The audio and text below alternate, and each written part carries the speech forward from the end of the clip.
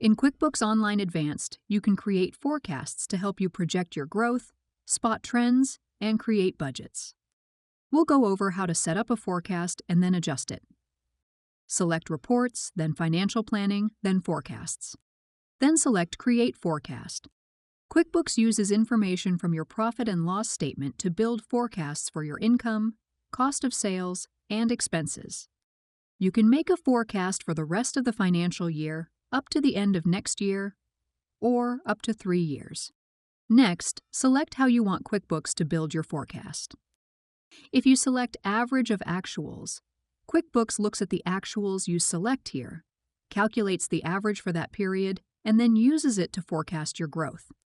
This is the best choice if your revenue and expenses stay roughly the same each month and you have low seasonality.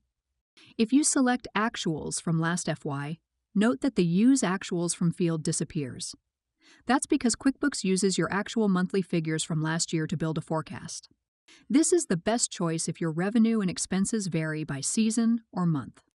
Let's build this forecast from an average of actuals from last year. If you want to project an increase or decrease in your performance, enter it here. Let's project an increase of 10% for all accounts. Select Next. You can change any of your settings from here. Let's keep what we filled out earlier. Close the window. Here's the monthly projection QuickBooks built from your choices. There are a few ways you can adjust your forecast. You can change the name.